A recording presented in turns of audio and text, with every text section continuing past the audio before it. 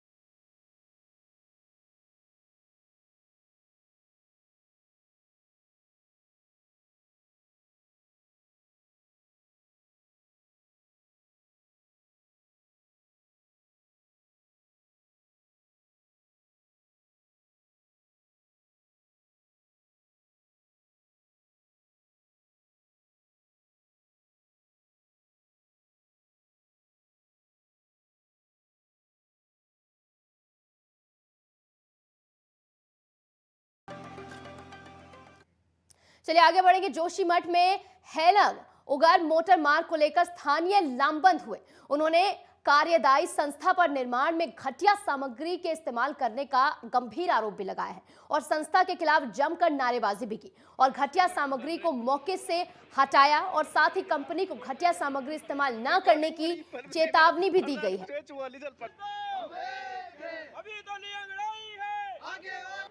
आज हमने उर्गम घाटी के समस्त जनप्रतिनिधियों का और विभाग के अधिकारियों का एक जॉइंट इंस्पेक्शन किया और उसमें हमने पाया कि हेलंग उर्गम मोटर मार्ग पे जो पीएमजे फेज सड़क का जो कार्य चल रहा है बहुत ही घटिया निर्माण कार्य ठेकेदार द्वारा किया जा रहा है, जिसमें विभाग के कर्मचारियों ने की भी उन पर कोई देखरेख नहीं है, कोई उनके बाद स्पष्ट वो नहीं है। आप देख सकते हैं कि इस प्रकार का रेत यहाँ पे आप देख सकते हैं कि आज हमने देखा कि जहाँ पे रेत का प्रयोग किया जा रहा है, बहुत ही घटिया रेत का प्रयोग किया जा रहा है।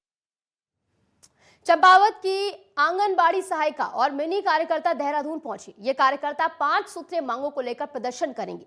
आंगनबाड़ी कार्यकर्ता अपनी 600 प्रतिदिन मानदेय, सेवानिवृत्त होने पर 2 लाख रुपए, टेक होम राशन दुलान और केंद्र तक पहुंचाने की धनराशि, पोषण टेकर के लिए मोबाइल फोन व रिचार्ज किए जाने, विभागीय कार्यों के लिए जिला माफ कीजिएगा यात्रा भत्ता दिए जाने सहित तमाम मांगों को लेकर यहां पर प्रदर्शन करती नजर आएंगी। तो आंगनबाड़ी कार्यकर्ता लामबंद हो चुकी है, जहां पर देहरादून वो पहुंची।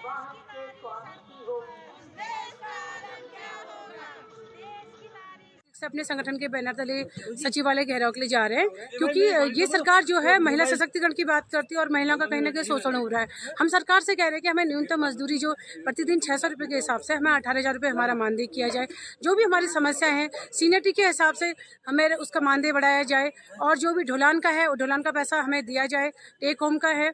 और हम ये भी कह रहे हैं कि सरकार से जो डिजिटल इंडिया की बात करती है उसके अनुसार इसमें रिचार्ज और अच्छी गुणवत्ता वाला हमें फोन भी उपलब्ध कराया जाए।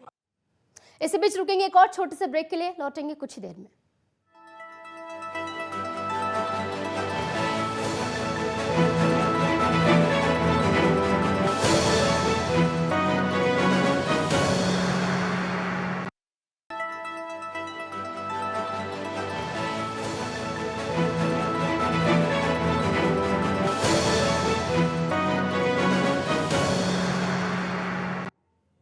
एक बार फिर से स्वागत है आपका ब्रेक के बाद। 28 फरवरी को राष्ट्रीय विज्ञान दिवस है।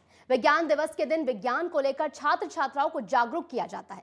इसी कड़ी में कोटा द्वार और स्थित आर्य कन्या इंटर कॉलेज में विज्ञान सप्ताह मनाया जा रहा है, जिसमें कक्षा 6 से कक्षा 12 तक की छात्राओं ने अपनी वैज्ञानिक सोच के आधार पर पर्यावरण से संबंधित मॉडल तैयार किए। इस दौरान भौतिक प्रवक्ता एवं यूसर्क कैंडिडेटर सरोज रावत ने कहा कि जिस तरह से छात्राओं ने विज्ञान सप्ताह के अंतर्गत मॉडल बनाकर अपनी वैज्ञानिक सोच को दर्शाया है, भारत सरकार और उत्तराखंड सरकार का भी यही प्रयास रहता है कि बाल वैज्ञानिकों की सोच को विभिन्न कार्यक्रमों के जरिए आगे बढ़ाया जाए, जिससे बाल कलाकार भविष्य में देश का नाम रोशन कर सके।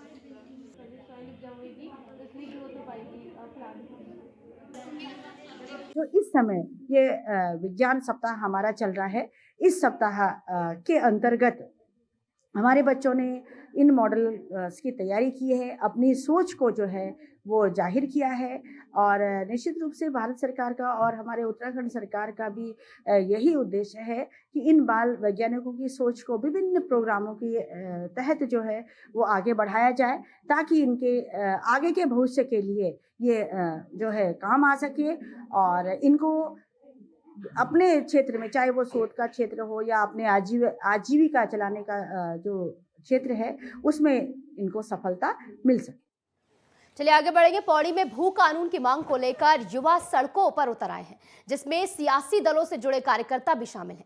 युवाओं ने काटोलिया मैदान से होते हुए जिलाधिकारी कार्यालय तक रैली निकाली और सरकार से सूबे में सशक्त भू कानून लागू करने की मांग भी की। इस दौरान युवाओं ने पौड़ी शहर की समस्याएं भी गिनाई और जल्द से जल्द समस्याओं के निस्तारण की मांग भी की।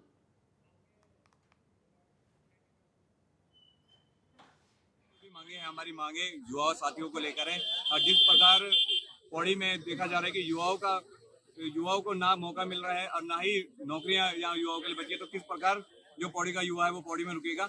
ये अगर हमें मुख्य कारण हम इसका पलायन कहते हैं, अगर हमें पलायन रोकना है तो कम से कम हमें कुछ ऐसा ब्लूप्रिंट तैयार हो जिससे युवा पौड़ी में रुके। हमारी ये मांगे, हम एक दलगत राजनीति से हटके एक छात्र नीतियों को लेकर हम आगे बढ़े, जिसका हम एक आंदोलन के माध्यम से जिसको हम संकेत देना चाहते हैं। हमारी मुख्य मांग ये रहेगी तो उत्तराखंड में सशक्त भू कानून लागू होना चाहिए, और जो विगत वर्षों से पौड़ी की उपेक्षाएं कई समस्या को लेके हो रही है, उसमें जो मुख्य हमारी समस्या है उसमें है एक तो पौड़ी में कूड़े का निस्तारण होना चाहिए। आप देखते होंगे पौड़ी शहर में जो हमारा सड़कों का जाल है, चाहे एनएच की रोड हो चाहे प्रांतिक खंड की रोड हो, हर 100 मीटर पे रोडों पे गड्ढे हैं, जिसका काफी समय से कोई भी अधिकारी संज्ञान लेने को तैयार नहीं है। इसे जो हमारी मांग है, आप देखते होंगे कि पलायन का जो मुख्य विभाग है पौड़ी में, पर शायद हमें नहीं लगता कि पौड़ी में पलायन के अधिकारी बैठते होंगे, और ना उन्होंने कोई रोड मैप अभी तक तैयार किया हुआ है पलायन को रोकने के लिए, जिसके कारण 12वीं पास होने के बाद आज के पौड़ी का युवा जो है वो प्लेन्स की ओर पलायन कर रहा है। देखिए, निश्चित तौर पर अच्छी बात है कि हमारे युवाओं भी अब जाग चुके हैं, अपने हक और अधिकारों को लेकर जागरूक हो चुके हैं और आज सड़कों पे उतरे हैं, चाहे भू कानून की मांग हो चाहे नगर की समस्याओं को लेकर है। आज यहाँ पर हमारे जो छात्र संघ के पदाधिकारी हैं और अन्य हमारे जो युवा शक्ति है, आज कंडोलिया से और कलेक्ट्रेट तक उन्होंने रैली निकाली है और निश्चित तौर पर अब बदलाव आने वाला है। और ये जो भाजपा सरकार की नीतियां हैं, इनके खिलाफ अब युवा समझ चुका है कि अब लड़ाई हमें ऐसे नहीं मिलेगी और लड़के हमें लेनी पड़ेगी। तो निश्चित तौर पर आज युवा शक्ति पौड़ी में दिखाई दी है और अब बदलाव की ओर ये पौड़ी जा रहा है। इसी बीच रुकेंगे एक और छोटे से ब्रेक के लिए, लौटेंगे कुछ ही देर में।